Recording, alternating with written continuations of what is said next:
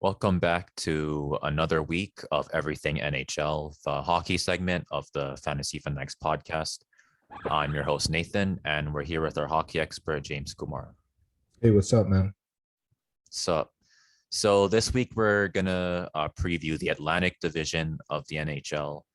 We'll start with some fantasy stuff first, and then we'll take, an early prediction at who we think is going to rank in the standings. How does that sound? Yeah, it sounds good. Let's get into it. All right. So let's start with Boston and who are some players that you like? Yeah, so we'll start with forwards. I'll just talk about some players that are going to be fantasy relevant. We'll start with Brad Marchand, probably the best overall fantasy player on this team. If you're playing category leagues, he's going to cover pretty much every category. He's probably going to be drafted in the first round, most likely as well. So definitely a good player to have on left wing. You got David Pastrnak on right wing. He's known for scoring goals. He plays on the same line as Brad Marchand. And I guess one thing about fantasy hockey is players benefit from playing on the same line as other players. It's called stacking. It's called exposure.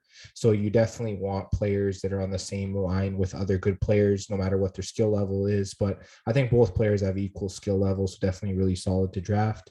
Then you got the center of that line, Patrice Bergeron. I know he's kind of on the older side, but he's been solid. He's been getting better even at his age. So yeah, definitely a safe center to draft. And then second line, still pretty solid. Probably the best option would be Taylor Hall, left wing. He's very productive when he came last year in the trade deadline. You definitely want to add him in your fantasy lineup. The right wing, Craig Smith, he was also very solid late in the season. It seems like that he's sort of he got used to, I guess, playing for Boston since he came at the beginning of last year. So he definitely is a guy that should be able to produce as well. And then I have Charlie Coyle there. He's sort of filling in for David Krejci after he left Boston. I know that he wasn't the most productive last year, but I guess if you're maybe you have a late round pick or you see him on the waiver wire, he'd probably be someone that could be fantasy relevant. So I just mentioned him. Sounds good. And I kind of liked what you said about you want to make sure that your players are playing with good players because that'll increase their production as well.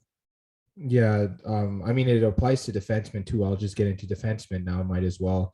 Charlie McAvoy, that exposure that he has on the top power play with guys like Marchand, Pastrnak, Hall, and Bergeron, that makes him probably the best fantasy defenseman from Boston. He'd probably be even a top 10 overall fantasy defenseman. He's really been solid. Then you got Matt Grzelcyk here, who sort of had a breakout last year. He should continue to put up good stats for you in fantasy. And then they acquired Mike Riley last year, who, chipped in quite a few stats there for fantasy. He was pretty relevant at the end of the season. So those are probably the three defensemen you should target in fantasy. For sure. And how's the goalie situation looking like? Yeah, so for goalies, it's pretty complicated here. Looks like Tuukka Rask had surgery. He won't be back until January. He did confirm this week that he is still intending to play for the Boston Bruins. So it looks like he should sign a contract within the next few weeks or months. So he's definitely going to be the starter when he gets back. But until then, you got Linus Ullmark, free agent signing from the Buffalo Sabres. He was probably Buffalo's best fantasy player last year, if I'm being honest. So yeah, he is a good goalie, and he's going to a better team. So he should be really solid. So don't be afraid to draft Ullmark. And then maybe if you draft Rask late, you can throw him in an IR spot. Yeah, it looks like Rask should still have some value. Maybe like in like some leagues, they might end up going undrafted just because of kind of like the injury scare. But if that happens and you can just pick him up off the waiver, put him in IR when he comes back, you should be good. That's honestly what I would say. That's probably the perfect plan. For sure. And I noticed you got a couple of rookies. So what do you think about them? Yeah, so we'll start with Jack Studnicka. He plays center. He's sort of that guy that if he gets into the lineup, he has a chance to, I guess, claim that second center spot if he plays really well. Then that would definitely make him fantasy relevant if he played on a line with both Craig Smith and Taylor Hall. So he's sort of that rookie up front that I like. And then, of course, Jeremy Swayman. We saw him a little bit last year, but he's still a rookie heading into this year in goal. So with Tuukka Rask being injured, I mean, if something happens with Ullmark and he doesn't play well, maybe Jeremy Swayman can get in and, prove that maybe he wants to be the number one goalie. So he's another rookie that you should probably look out for in fantasy as well. Yeah, it looks like especially Jeremy Swayman. I guess he's kind of like a week to week fantasy player, if that makes sense. Yeah, you might only get one start per week from him. Like if there's 4 games in a week, Allmark might get 3 of them. He might get one.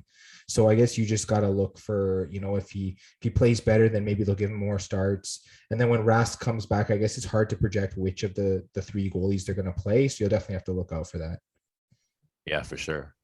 And I guess we can move on to the Buffalo Sabres and what's their situation looking like? Yeah, Buffalo's a tough team to draft for in terms of fantasy. There's not a lot of fantasy relevant players. Like I'm going to mention a few players, but I wouldn't recommend you draft all of them. Probably only have one Buffalo Sabre if you're going to have one in your entire fantasy team. Don't try and stack this team because I don't know how productive they're going to be. But we'll start with the forwards. Jack Eichel's big question mark. He's currently on the injured reserve. He has, I think it's a neck problem. He has to get surgery for it. Maybe he's just going to rehab it. We don't know. But he's definitely a guy that also wants to be traded. So I think it's a little tough to sort of project what his fantasy value is going to be with Buffalo this year. So he's going around probably the 4th or 5th round in drafts. So maybe that's a little high. But then if he does play, that'll be a little too low because he's very productive when he plays. So he's probably going at the right spot. Probably draft him if you have enough good players up front that you're not relying on him. If he's your number one center, that's going to be kind of tough in case he doesn't play for a while. But yeah, that's my outlook on him. But let's just say he doesn't play. You'll probably either have Casey Middlestat or Dylan Cousins as the number one center. Both really young players. Both of them. Cousins, it was his first year. He had quite a few points as a rookie last year. And then Casey Middlestat sort of had a better year than his last couple of years. So both of them are viable. They should be fantasy productive at least. Probably the best player you'll get in Buffalo in terms of forward is Victor Olofsson. The guy shoots the puck a lot, gets a lot of power play points. Definitely stuff that you can have for fantasy. He'd probably be my top target in terms of forwards if I was going to have one. And then I just listed Jeff Skinner because, he is talented. He just hasn't been playing well enough up to the contract. And I guess just staying in the lineup, he hasn't been playing well enough. So he's talented. He definitely can bounce back. So I just put him there in case he does. And yeah, that's pretty much the forwards for Buffalo. I'm guessing for like the forward situation outside of Victor Olofsson, it's going to be kind of tough to see like how productive the other forwards would be, especially considering Buffalo is rebuilding. Yeah, it's just really tough. Obviously, other guys can emerge. Like I'll talk about rookies and stuff later, but honestly, yeah, when you're drafting from Buffalo, the plus minus is probably the part that's going to give your fantasy team a little bit of a hit. But if they're productive in other categories, like a guy like Olofsson would be, then I think you should be able to outweigh that risk. Yeah, for sure. And I guess what's defense looking like? Yeah, defense I think is a little bit better. You got Rasmus Dahlin. I know he had a rough start to the season last year, but he was really productive at the end of the year. He was getting a lot of shots. If you're playing a hits league, he was getting a lot of hits. His plus minus, I believe, was either even or better near the end of the year. So he was playing a lot better. He plays on the top power play. He's going to get you points. If you want a defenseman, maybe a second or third defenseman on your team, I think he's an okay pick. You don't need to worry too much about him. And then you got Henry Jokiharju. He's probably that second option there in terms of offense. It's really tough to tell. I don't know whether you should draft him or not, but he's pretty young, so he definitely can improve. So that's why I have him here. And then Colin Miller's the third guy. I know people said the fit with him in Buffalo wasn't the greatest, but we saw what he can do offensively. We've seen him in Boston and we've seen him in Vegas. So, if he can at least turn it around in Buffalo, he could be fantasy relevant. So those are the 3 guys that I have. For sure. I guess for defense, do you see them as kind of maybe worth taking a look at more than forwards for Buffalo? Possibly, but I think the overall lineup, it's just pick your spot here if you want to take someone from Buffalo. That's just my opinion. For sure. And what do you think about their goalies? It's probably a stay away. Probably shouldn't draft either of the 2. Aaron Dell, he's been a backup most of his career. It didn't work out for him well last year. He was a third goalie on a lot of teams. Then for Craig Anderson, I know he was pretty solid when he did step in the playoffs, but he's up there in age, probably close to 40, if I had to guess, maybe older than that. This is pretty much stay away from me unless one of them sort of cements himself as the starter and starts getting decent amounts of wins. But even then, I don't know how good the averages are going to be. So, yeah, I mentioned both goalies, but they're probably just stayaways for me. Yeah, I'm guessing they're probably just going to be week to week waiver pickups throughout the season. Yeah, they'd be like streams. Like, I don't know if anyone plays fantasy baseball, it's like those pitchers on the waiver where if they're getting the start, you're just going to stream them. So let's just say Buffalo's playing a weak team like Anaheim that doesn't score a lot of goals, then maybe you want to stream them for a game and then just drop them after. That's pretty much it. For sure. And what do you think about the rookies on this team? Yeah, rookies are interesting. For forwards, it's kind of tough to see which ones are going to jump into the lineup because a lot of the players are young, but they're not technically rookies. So I went with Jack Quinn. I believe they drafted him last year or the year before. He's a solid winger. If they need another guy to slot into that top six, like if Jeff Skinner doesn't work out again, he's a guy that, he's offensively talented. That's what he was drafted for, was to score. So he could sneakily become fantasy relevant as a rookie, assuming he gets games in. Then I have Ukko-Pekka Luukkonen. He's kind of a dark horse there in terms of goaltending. He's a young goaltender that could eventually be the starter for this team. Considering how bad their goaltending is right now, he could end up being the starter by midway through the season. So he's definitely someone to look out for. And if he plays as well as Olmark did for them last year, he might even have a chance to be fantasy relevant. So definitely take a look at him, especially, if he's on the waiver. Definitely maybe keep him on your watch list or something. Yeah, I guess Buffalo's also, because they're rebuilding, I feel like they might be more experimental than other teams. So we might end up seeing the rookies more often. Yeah, especially if they end up trading Jack Eichel, then pretty much everyone moves up on the depth chart a little bit. So then they definitely have chances to sort of show what they can do. So then you might see Quinn move up. And then, let's just say the goaltending is not working out. Luukkonen would probably come in and get a lot of starts. So, yeah. For sure. And we'll move on to Detroit. And what are their forwards looking like? Yeah, so let's take a look at Detroit for fantasy. For forwards, I know they weren't that great in terms of scoring last year, but there are a few interesting guys here that I might want to look at. Got their captain Dylan Larkin. He's been solid the last 5 years, I think, for fantasy. His plus minus obviously has varied, but in terms of other categories, he's been really solid. So he's definitely a safe pick. You got winger Jakob Verana. He came in the Anthony Mantha trade last year from Washington. He was clearly their best forward ever since that trade, scoring at probably better than a point per game.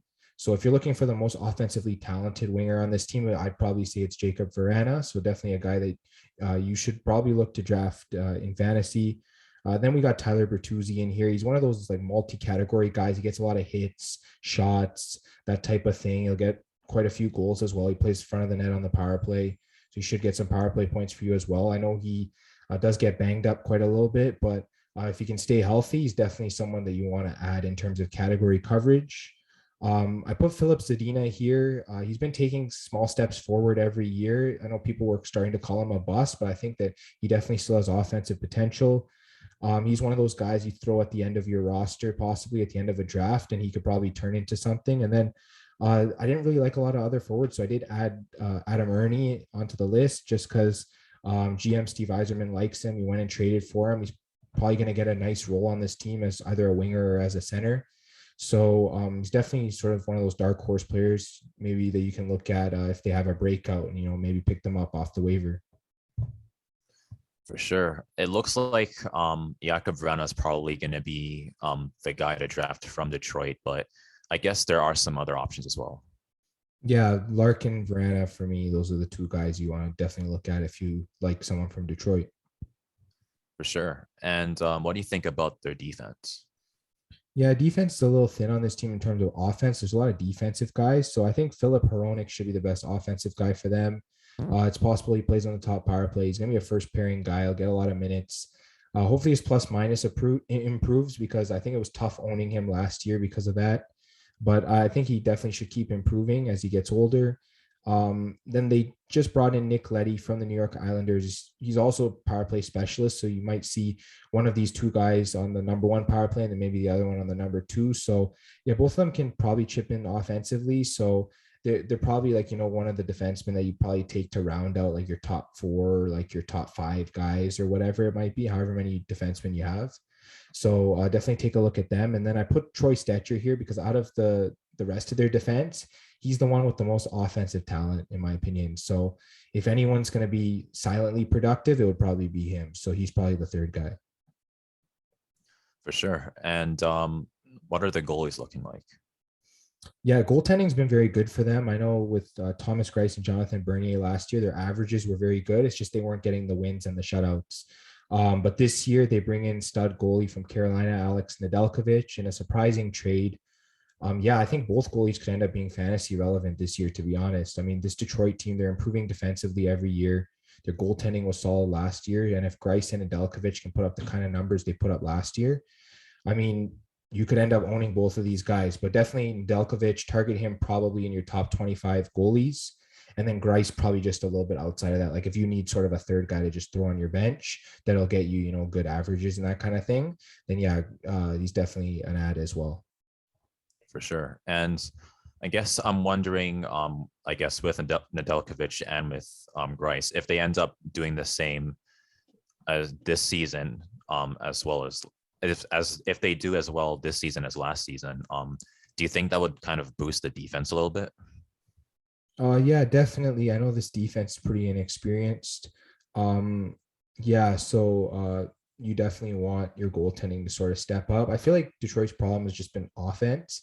Like they'll lose games like 2-1, and like their goalies are not getting the offensive support, if that makes sense. Like I guess comparing baseball once again, goalies are kind of like pitchers, where pitcher could pitch amazing, but if his team's not hitting, he could lose the game 2-1 and still have pitched really well. It's the same thing with goaltending.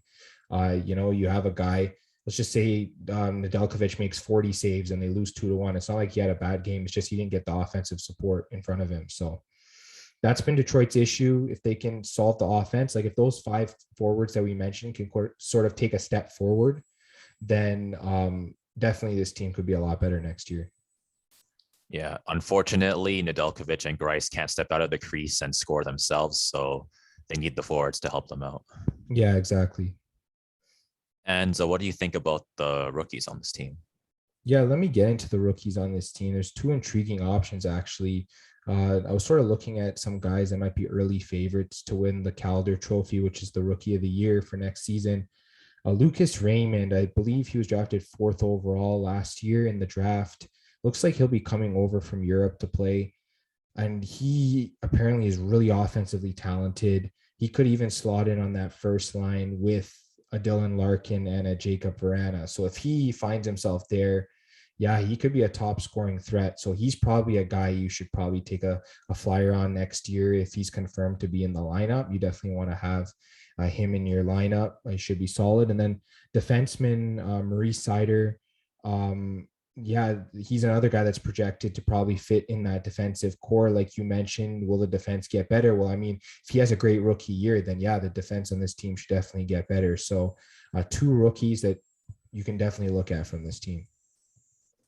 It looks like, I guess with their potential, maybe you can kind of take them with your later draft picks. And then if they work out, your team will be really good.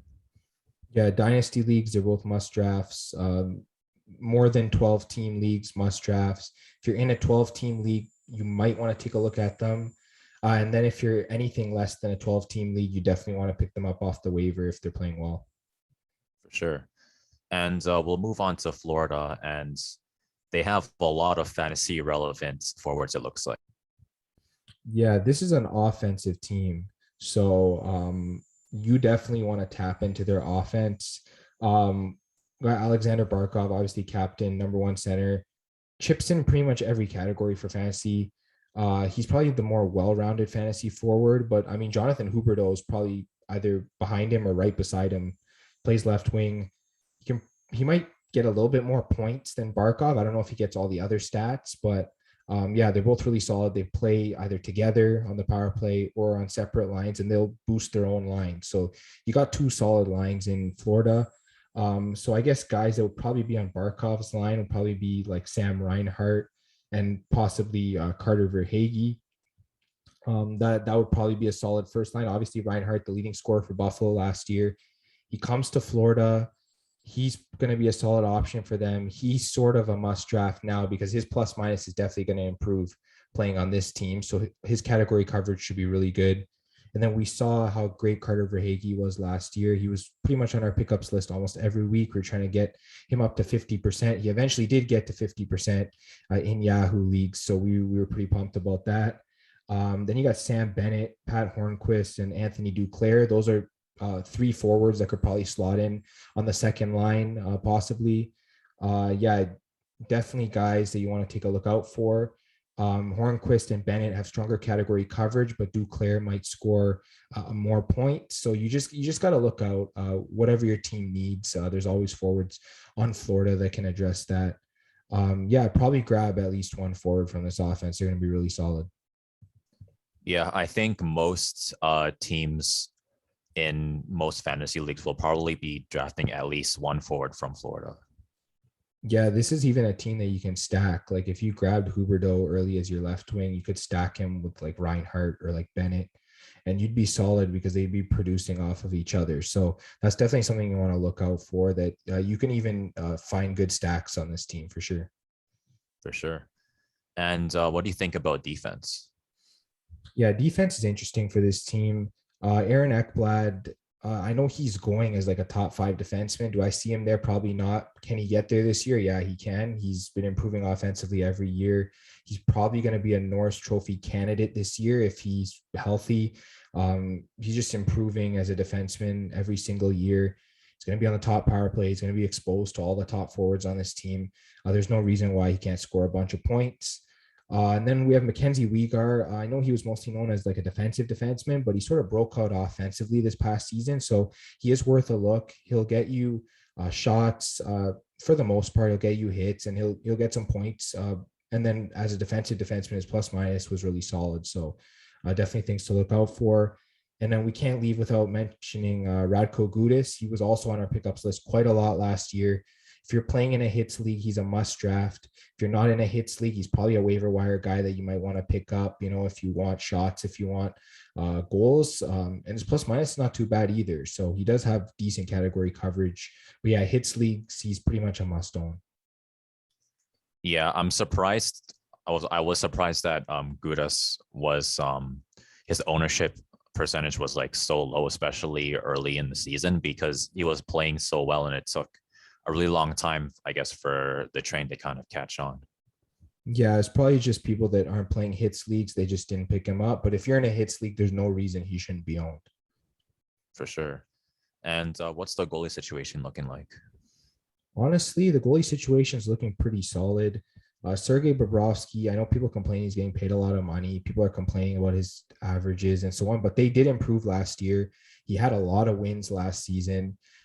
Anyone saying that he doesn't belong in the top 20 goalies for fantasy, they just clearly haven't been watching him play and watching the team in front of him. He now has a very good team in front of him. He should definitely keep up his solid play. I definitely like what he has to offer for fantasy. For sure. And I guess since he's been slept on a little bit, there's much chance he might fall a little bit in the draft. So if you miss out on like a top goal, you might be able to take him. Yeah, well, I mean, I'll just use that as a way to transition to rookies. For rookie goalies, we have Spencer Knight here. He got into a few games last year, but he's still a rookie this year. If anything happens with Sergei Bobrovsky, they have solid goaltending with both of their goalies. Spencer Knight should be really solid as well. I believe both goalies are probably going to split starts, so probably draft them around the same. I know they're going to have a tough time moving off Bobrovsky considering how much money they're paying him. So I don't see Knight getting more than 40 starts. So the only way that would happen is if there was an injury to Bobrovsky, but I think they both should see enough games to be very fantasy relevant. And then the other rookie I have is center Anton Lundell. He was drafted pretty early, I believe, last year or the year before. He's pretty much going to be getting into this lineup this year, and he should produce pretty well. Sort of a dark horse for rookie of the year. If he ends up playing with really talented players, he could end up producing a lot of points. So 2 rookies to look out for. And yeah, like you said, the goaltending should be solid for this team. For sure. I mean, Florida basically has solid players throughout all their positions, honestly. Yeah, I know they lost some defensive depth, but as long as their defense stays healthy, they should be pretty good, honestly. For sure. And we'll move on to a pretty defense heavy team, Montreal Canadiens, but we'll start with forwards. There's a lot of guys there. Yeah, okay. So for Montreal for forwards, I have Nick Suzuki. Uh, he's the number one center on this team. He's going to produce points. He's going to produce in a lot of categories. His plus minus should be good as well. He should be drafted in pretty much every fantasy league. You got Tyler Toffoli, who was their top goal scorer last year. He should play on that line with Suzuki. So you definitely want to draft him if he's available. And then Mike Hoffman, free agent right wing that signed there, should be on the top power play. Whichever team he plays on, their power play is always in the top half of the league. He adds so much to the power play. So if you need a power play specialist, a guy that's going to get lots of shots, he a lot of times gets 4 or more shots a game. He gets goals too. So Hoffman, definitely take a look at him. Brendan Gallagher, I know he was down a little bit offensively last year, but he gets other stats like hits and shots. So definitely another guy you want to look at there. Josh Anderson, he was a solid point producer last year. I don't know how much ice time he's going to get this year. If he continues to get that same ice time, he's definitely someone you want to look at because he's sort of a similar player to Brendan Gallagher in the sense that he gets hits, a lot of shots. So you definitely want to look at him. And I mentioned Jonathan Drouin, not that I think that he's going to be fantasy relevant, but he is coming off of a year where he did sit out for off-ice reasons. Whether it was a family issue or what it was, we don't know, but he looks like he's coming back this year, and it looks like they want to give him top 2 line ice time. So if he's getting exposure, there's a chance that he could be fantasy relevant. So I just listed him there. Yeah, I mean, especially if you need like a lot of volume, it looks like Mike Hoffman's going to be one of those forwards that, like you said, he's going to give you a lot of volume. Yeah, absolutely. Like I mentioned, power play specialist. So he's one of those guys, power play points, just lock and load him in your lineup and he should be productive for you. For sure. And what's in defense looking like? Okay, so for their defense, it's kind of hard to say. And we know Shea Weber's out for the season, so we got to kind of project where the points are going to go. Most likely, it's going to be Jeff Petrie. He was their highest point scorer on defense last year. He should be one of your top 2 defensemen on your team if you're drafting in fantasy. So he should be going in the top 20 defensemen, in my opinion. Then you got David Savard. Of course, he came from Tampa Bay last year where he won a Stanley Cup. He should be getting top 4 ice time, so he should be getting production. Obviously, you might not draft him like early, but maybe if you use a late sleeper on him, if you don't get enough defense, he could be productive for you. And I got Joel Edmondson because he was so good in plus minus last year. I believe he was like top 5 in the league in plus minus. So anytime you can have a category specialist, you might want to take a look at them. So that's why I listed him. Then Alexander Romanov, he's going into his second season. He could be one of these defensemen that ends up having a breakout and scoring a bunch of points. So I just don't want to leave him off my radar. Yeah. And I mean, Montreal has a lot of good defense as well. So we're definitely a team that you don't want to pass on. Yeah, I mean, if they had Shea Weber in their lineup, that would be, cherry on top pretty much. I didn't mention Ben Sherratt because obviously he's a defensive defenseman. But yeah, there's definitely a few guys you can look at for this team. Was also wondering, I guess because Montreal kind of plays a pretty physical style of defense, how are hits looking like? Yeah, hits are usually pretty good for this team. I know that they got a lot of hits in the playoffs, especially in the finals, because when you're trailing the game, a lot of times you're forced to hit. If you're leading the game, you're not pressuring as much, if that makes sense. So usually the hit totals for a team that's winning is not usually as high. So, I mean, if people are projecting for Montreal to be not as good of a team this year, then maybe their players will be getting a lot more hits because they'll sort of be chasing the game. But I guess we have to see. For sure. And what is the goalie situation looking like? Okay, so for goalies, you have Carey Price. Obviously, he had to have surgery. We don't know how long he's going to be out. They said he should be good to go at the start, but if not, you have Jake Allen there. He's one of the more solid backups in the league. Probably trust either guy in fantasy. Probably both of them should be drafted. Maybe Price is your first or second goalie, and then maybe Allen is like your third goalie or waiver wire pickup, that kind of thing. Yeah, both guys should be okay. And what do you think about the rookie? Yeah, so for rookies, pretty much just one guy here. It's Cole Caulfield. We saw him in the playoffs last year. He was just one of their top goal scorers. I think he's currently the betting favorite for rookie of the year this year in the NHL. So he's pretty much must draft in fantasy because I mean, if they're projecting him to finish with the most points or the most goals, then yeah, he will win rookie of the year. So he's probably the best rookie to draft in this division, in my opinion. I know there is a couple other guys. So I mentioned Spencer Knight; he'd probably be the second one, but yeah, definitely take a look at Cole Caulfield. For sure. And I guess we can move on to Ottawa. I feel like they're a little bit slept on, but there should be some fantasy value you can take from them. Yeah, they definitely improved in terms of fantasy value as they went towards the end of the season.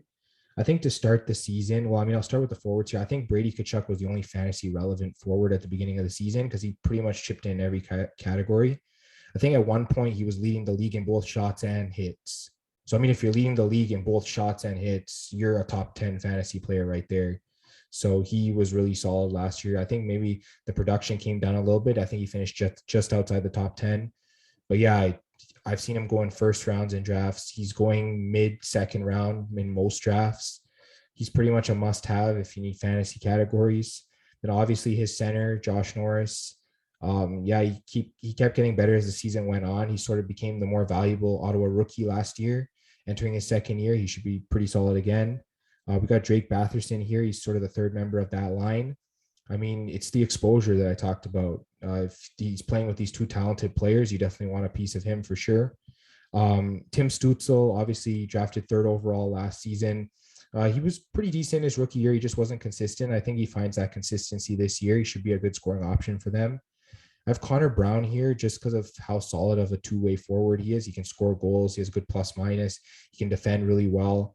Um, he was on like a I don't know how many game goal scoring streak he was on, like a 7-game goal scoring streak, something like that. Like it was insane how many goals in a row he just scored in games. So he's definitely a guy you can look at. And I threw Colin White there because he's getting paid like their top center. Obviously, he's their second center. He has talent. He kind of just needs a bounce back here. I think maybe he finds that this year. So I put him as the sixth forward to look at here. Yeah, it looks like for forwards, they're definitely going to be a team you want to look at, especially for like dynasty leagues and deep league stuff like that. Yeah, exactly. And for defense, what do they look like? Yeah, so defense, it was tough outside of like Thomas Chabot, who's pretty much the number one option on this team. He's very productive. He's definitely someone to look at. I don't know if there's a lot of good defensemen. I put Eric Brandstrom here as the second guy just because he's young and he played really well towards the end of last season. I think he could definitely have a breakout year this year. And I mean, I didn't put guys like Nikita Zaitsev. I know Artem Zub is pretty good, but I went with Victor Mete because he came from Montreal because they weren't giving him ice time. And he moved to Ottawa last year and he played really well. He could be a guy that finds, I guess, that offensive talent that he has and sort of produces. So he's probably the sleeper there. But I think for the most part, probably look at Chabot and Brandstrom as sort of the two main guys. For sure. And what do you think about the goalies? Okay, so Matt Murray definitely is getting paid as the starter. He's going to be the starter next year. Philip Gustafson's sort of that wild card. He's definitely the goalie of the future for this team. If he ends up being the backup, I think he could steal starts from Matt Murray.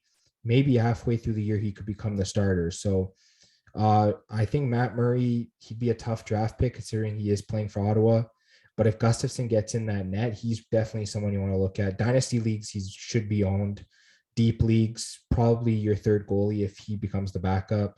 And in standard 12-team leagues, look for him on the waiver if he's getting starts because he was very solid last year. Yeah, I think actually let's move on to rookies first. Yeah, okay. So the rookie I have here, obviously their whole team's very young. They'll probably have a bunch of rookies jumping in, but the rookie I like is Shane Pinto. He played a handful of games last year. I think he still is a rookie this year, though. He looked really solid. He's definitely one of those guys, maybe a dark horse for rookie of the year, depending on which line he plays on. Yeah, if you want a young guy on this team, rookie, maybe you take a flyer on him with your last pick. Probably take a look at Shane Pinto. For sure. I was just gonna say for Ottawa, I feel like this might end up being kind of like a theme for a lot of teams that were kind of near the bottom of the league last year. There's going to be teams that are improving and they get slept on a little bit just because they didn't do so well last year, but that doesn't mean you should overlook them. I mean, like maybe for example, Ottawa's case, their plus minus may not be the best, but they should be able to produce for you if you pick them up. Yeah, so a lot of times players from these teams will fall in drafts. So you'll get a lot of value on them if they sort of fall into your lap. That could happen with Brady Tkachuk. That could happen with a guy like Brandstrom or whatever. Yeah, if they fall into your lap, let's just say Tkachuk's supposed to go at the 20th pick, he falls to the 30th pick. That's value right there. He's definitely a guy that you want to take. For sure. And I guess I'll move on to a team where I don't think anybody's going to fall. It's the Tampa Bay Lightnings, the NHL champs. What are your thoughts on them? Yeah, this is a premier team to be drafting for fantasy from. I think they have like 2 or 3 guys going in the first round of fantasy drafts. Probably the second round, they probably have a couple guys there as well. We'll start with forwards. Steven Stamkos, their captain. He's like pretty much a point per game player every year. If he plays 80 games, he's going to have at least 80 points. So lock and load him. He's a power play specialist as well. He's probably going to be top 5 in the league in power play goals, assuming he's healthy. Shots, he's probably their best shooter, possibly. Yeah, and he takes a lot of shots as well. So that I definitely like him. Nikita Kucherov, he's their best scorer. He wasn't healthy last year, but it looks like he's going to be fully healthy heading into this season, assuming everything went well with his recovery. So Kucherov, should be taking him in the first round. I've seen him going in the top 5 in fantasy overall. So definitely a really solid player. Got Braden Point there. He's probably taken second or third round. He looks like he's going to be playing with Kucherov, and both Kucherov and Stamkos on the power play. So yeah, that exposure there, it's great for Braden Point. I put Anthony Cirelli there. He should be the second line center on this team. If he is playing with Stamkos, that's a big boost for him. Still very offensively talented. He's definitely a must draft for fantasy. Then I put a couple other forwards here. We got Andre Palat. We got Alex Killorn. That should round out the top 6 for Tampa Bay. His top 6 is still solid, even though they lost a lot of depth. They're all fantasy relevant in my opinion. For sure. And I guess we can move on to defense. And what are your thoughts? Yeah, Victor Hedman's probably one of, if not the best defenseman in the league. He's just so solid. He chips in every single category in fantasy. He's one of those defensemen. You'll get something from him in every single category. So he's must draft. He's probably the first defenseman in the league going off the board. And moving to the rest of the defensemen, Mikhail Sergachev, I have probably the second scoring option on that defense. Definitely a guy that you want to have on your team as maybe your second or third defenseman. Ryan McDonough, plus minus is solid. He'll chip in statistics here and there. Probably want to own him, probably just to round out your defensive core. Probably Eric Chernak's the same thing. He's probably the fourth guy there. Tampa Bay's plus minus obviously going to be solid. So any player you have from them will have that. And he showed signs of potentially becoming offensively efficient. So he might be sort of a sleeper to look at. For sure. And what's the goalie situation look like? It's pretty much just Andrei Vasilevsky. He's going as the highest goalie off the board in fantasy. He's going in the first round pretty much every league. He's probably the best goalie in the league, if I had to say, even though he didn't win the Vezina Trophy last year because of Fleury's outstanding season. He's just been so consistent. If you draft him in the first round, he's pretty much just start and forget kind of guy. You don't really need to worry about him. He's solid pretty much every game. They have Brian Elliott there. If Elliott gets into maybe 15 to 18 starts in the year, you're probably happy because he's going to have good averages behind this defense. Should get the wins for the most part. So Elliott's one of those guys, you see him on the waiver, he has a game, you just pick him up, you just start him, and you just hopefully get your W. So I guess Vasilevsky, if you see him on the board, take him. Elliott, he's week to week. Yeah, definitely. I think that. And what are your thoughts on the rookies? Yeah, there's not a lot of rookies on this team, obviously, because, when you're winning, you're not drafting as early in drafts. So I went with Alex Barré-Boulet. Obviously, he got into a few games last year, but he's still a rookie heading into this year. There's a chance that he could probably sneak onto the third line, depending with guys like Ross Colton and Patrick Maroon. So, yeah, I believe Patrick Maroon's still there if I'm not mistaken. But yeah, you definitely want to, I guess, if you want to target a rookie from Tampa Bay, he'd probably be the one to take a look at, just because they've had a really solid track record when it comes to developing rookies. So we saw Anthony Cirelli rise up and become the number 2 center, Braden Point becoming the number 1 center. So yeah, they can sort of bring these guys through their system, and he's sort of the next center coming along. So take a look at Bear Boulet. For sure. I guess for Tampa Bay, like I said, I don't think anybody's going to be falling. So I guess if you don't necessarily have like a good draft spot, it might be hard to get some Tampa Bay players. Yeah, so probably grab those like mid-round guys, probably like an Anthony Cirelli or a Andre Palat or a Mikhail Sergachev or whatever. If you can't grab the top guys, because you're still getting exposure, to the main guys. So if they score, obviously you'll get plus minus power play points, those kind of things just being exposed. So definitely something to look at as you're rounding out your fantasy team. For sure. And I guess rounding out this playoff preview, we have your favorite team, the Maple Leafs. What are your thoughts on their forwards?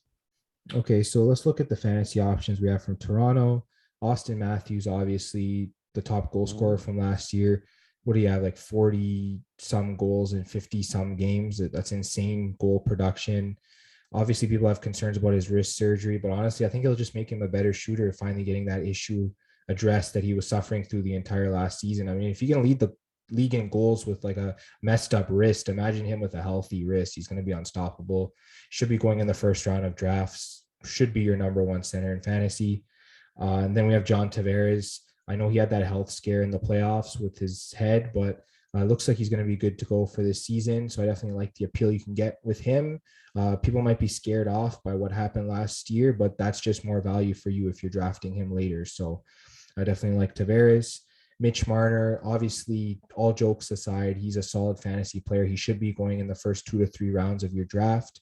He's probably your number 2 or 3 scoring option on your fantasy team. So I believe he was like top 5, top 6 in points last year, something crazy like that. So he's a great producer. You definitely want to get him on your team if possible. Then we've got William Nylander, probably the 4th guy on this Leafs team in terms of offense, who's their best playoff point producer. He's going to be playing on a line with John Tavares. Yeah, he's got great exposure. It's pretty much a good solid option for you in fantasy. Then I just mentioned a few guys that could possibly slot in the top 6 that you could probably look at. I listed Ilya Mikheyev, I listed Nick Ritchie, and I listed Alexander Kerfoot. All 3 of those guys, just take a look out for them. If they slot into those top 2 lines, then they're going to get exposure to those 4 forwards I just mentioned. So yeah, those are definitely pieces that you definitely want to have in terms of fantasy for Leafs forwards. For sure. And what are your thoughts on the defense? Yeah, defense is looking pretty solid for them this year. It's definitely been one of their issues in the past, but it definitely looks like it's getting better. In terms of fantasy, though, Morgan Riley, he's the number 1 guy. He's pretty much a top 10 to 15 defenseman for fantasy every single year, so he should be drafted as such. And then I'll move to Jake Muzzin. He's a good category coverage kind of guy. He'll chip in points. He'll get hits, shots. It's really solid. So definitely a guy that you want for fantasy. I put Rasmus Sandin here because he should be a full-time starter this year. He'll be playing either on the top or second power play, depending on which one they put Morgan Riley on. So he'll be getting exposure to a lot of those top-end forwards that the Leafs have. So he'll be getting his fair share of points. So definitely a guy you want to take a look at. And I threw Justin Hall on the board just because of how solid his plus minus was last year. And when he was chipping in points, he was fantasy relevant for that little stretch there. So I guess if you need a final defenseman to round out your roster, you could take a flyer on him and sort of see what happens. For sure. And I guess, like you said, defense did improve. So you don't necessarily have to pass on the Maple Leafs this season. Yeah, for fantasy, they've always been solid, but I think even real life, they definitely their defense seems to be growing and getting a lot better. So we'll have to see. For sure. And what are your thoughts on the goalies? Okay, so the goaltending is interesting. Obviously, Freddie Anderson's moved on. Looks like Jack Campbell should be the starter heading into this season. Obviously, he was solid. He should be must own, but I don't count out Peter Mrazek. It looks like they could end up splitting starts. So if they do, you definitely want to target Campbell first, in my opinion, just because he's the younger guy and they should be giving him the benefit of the doubt. But Mrazek starts out playing him. Both of these goalies should end up being solid for fantasy. Obviously, they play for Toronto. They should be getting the wins. And if the defense does improve, like we're speculating, I think that their averages should be really good as well. Campbell, solid averages last year. He's pretty much must own.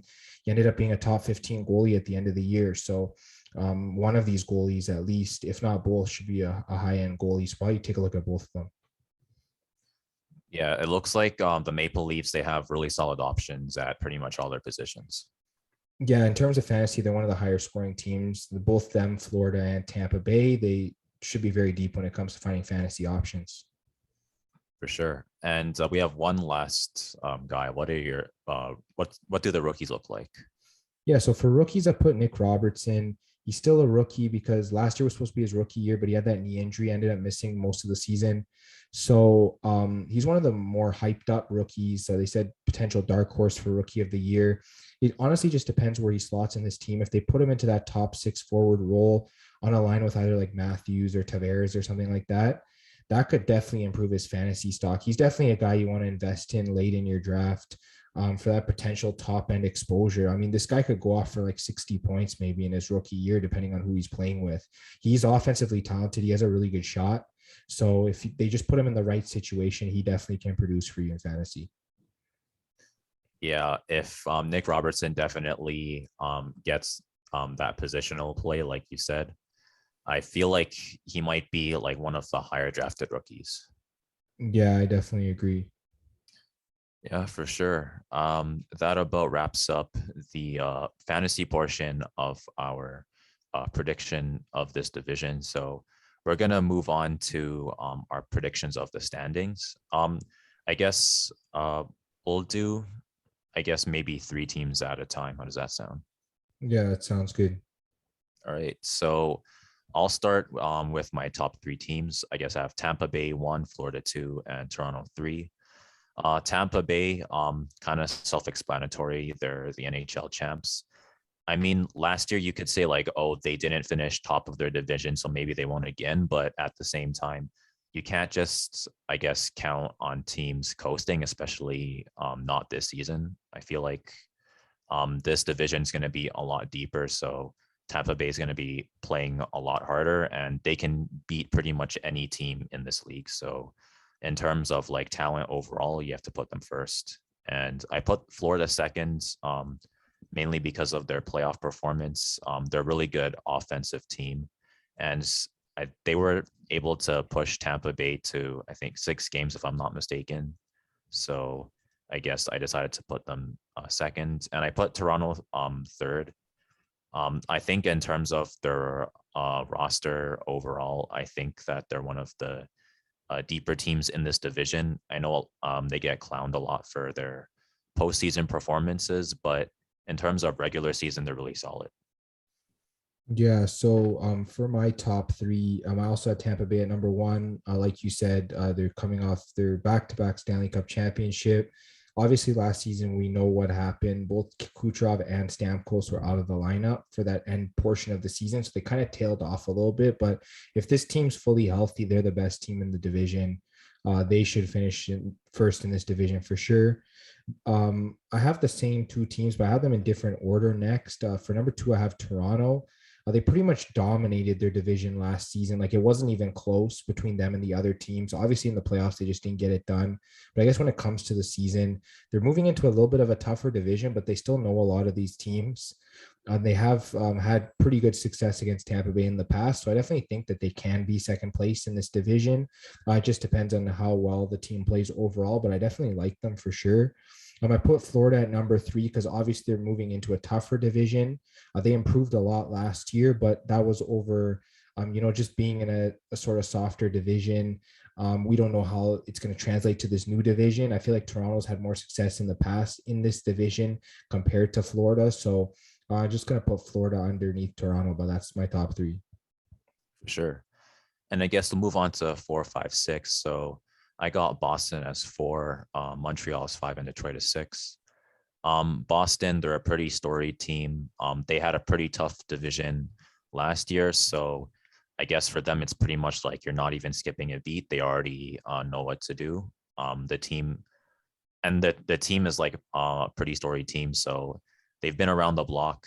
Not really too much to say about that. I know like they're not as strong as kind of like their past years, but they're a pretty solid organization. I think they should be able to, I guess, finish in the top 4. And Montreal, I had at number 5, which I guess could be a little controversial considering they made the Stanley Cup finals. So it's like, why would you not put the finalists as like top 4? But in terms of regular season, I think they finished 4th in terms of the standings. They had a pretty a rough midseason, and they were able to kind of clutch it out and make the playoffs and go on that amazing run. But if they end up having a really rough midseason again, it's going to be really tough to catch up, especially with teams like Tampa Bay, Florida, Toronto. So yeah, I put them at 5th mainly just because of that. And I guess I put Detroit at 6th mainly just because of their off-season improvements. I think they have a lot of upside for kind of the bottom teams. So yeah. Yeah, so for my next 3, I have Boston at 4 also. They definitely can finish in the top 3, but the thing is, I feel like they've lost a lot of depth over the last couple of seasons. You can just list off names of guys that have left, like Torrey Krug, Zdeno Chara, and David Krejci this summer. And they don't get Tuukka Rask until January. Who knows what their record's going to be until then? We don't know if Ullmark is their solution as their new starting goalie. So there's just a lot of question marks about Boston. Can they finish in the top 3? Yes. Am I predicting them? No. This division's really tough. I think they are the 4th best team in this division overall. I have Montreal at 5th as well, and I agree with your points and the fact that they're missing their captain Shea Weber for the whole season. Carey Price might not start the season on time. Honestly, they were great in the playoffs, but like you mentioned, they almost missed the playoffs. That's how bad they were in the regular season. The only reason they made the playoffs is because Calgary and Vancouver were equally or worse compared to them. So they were in an easier division, and they still weren't getting it done on a regular basis. So I have a tough time seeing them make the playoffs in this much more difficult division. And then at 6th, I have Ottawa instead. I actually like the improvements they made. They're pretty close to Detroit, in my opinion, but I think that what separates Ottawa from Detroit is that better offense. I feel like Ottawa has that while Detroit's still trying to find that. So I think that'll definitely benefit Ottawa going forward. They'll be able to score against some of these top teams and sort of steal some wins to sort of move them up in the standings. They're one of these teams that definitely could surprise. They almost caught up to Montreal in the end and took over them and made the playoffs. So, I mean, Ottawa went on a crazy run at the end of last year. We definitely can't sleep on them. So I have them at number 6. For sure. And I guess we'll round out 7 and 8. I have Ottawa at 7 and Buffalo at 8. I guess I was just trying to compare both Detroit and Ottawa, and I kind of just liked what Detroit did, I guess, in terms of overall a little bit more. But Ottawa's definitely really, I guess, a team that made a lot of improvements. Like you said, they went on a crazy run. They're making crazy upsets. So I wouldn't be surprised if Ottawa ended up like upsetting a bunch of teams, even in this division as well. And I guess I put Buffalo as last, mainly just because they're rebuilding. They had a really rough season last year. Unfortunately, I don't think they're out of the woods yet for this season, especially with the division that they're in. Yeah, I'm going with Detroit at 7. Yeah, like you said, they made a lot of improvements. But then again, this is a tough division. They could surprise teams as well with their, I guess, their defensive style and good goaltending, but they just need to find the goals from somewhere. So that's why I'm kind of don't have the confidence in them as much as some of the teams above them. Number 8, I have Buffalo for the same reasons as you. They were the worst team in the league last year, probably going to be one of the worst this year. I think even if they get Jack Eichel back and he does play, I don't think it's enough to improve this team. They just don't have a lot of depth. They traded out a lot of their team because clearly the rebuild that they didn't end up working. So it looks like they're heading into another one. And yeah, it's tough times for Buffalo. So yeah, I have them at 8th. Yeah, for sure. And do you have any final thoughts? Yeah, this is going to be one of the most fun divisions to watch. Probably the division I'll be watching the most, considering Toronto's in this division. I like watching Ottawa a lot as well. So, yeah, there's definitely some great games that are going to happen out of this division. Florida versus Tampa is pretty much must watch TV at this point between the two Florida teams, as well as that sort of rivalry with Toronto, Montreal, and Ottawa. So, and then we know like Toronto, Montreal, they have their rivalry, Montreal and Boston, Toronto and Boston. A lot of good rivalries in this division. Yeah, there's gonna be a lot of good games here. Definitely gonna be fun, and we'll definitely see how the standings shape out at the end of the year. Yeah, for sure. I'm actually wondering how the, I guess, arena situation is looking like, because I guess we might see fans cheering in full force. Yeah, it looks like there'll be fans in every building, whether it's full capacity or not, we don't know. But yeah, you definitely get the crowd in there. It should definitely help teams win a lot more at home this season. Yeah, I think the home, I guess, home ice situation, it's definitely gonna be more of a factor this season than last season. Yeah, I actually it didn't really change for the most part last season. It was pretty much around standard. So I guess teams, regardless of whether the fans were in or not, they still perform pretty well at home. I think it'd just be more of the atmosphere. I feel like will definitely be a bit better. But I guess in terms of the way teams performed, maybe they performed well at home because they're used to being at home, and then if the crowd wasn't there, there was less pressure. So it could go either way. It might be more of an advantage, it might be less, but overall, crowds are just great for the morale of the team. Yeah, I mean, maybe there might be like kind of like a shock, maybe like first 2 weeks, but then once they get used to it, it'll pretty much be just the same thing. Yeah, I definitely agree. It might take time to adjust, but after a while, it should be good. For sure.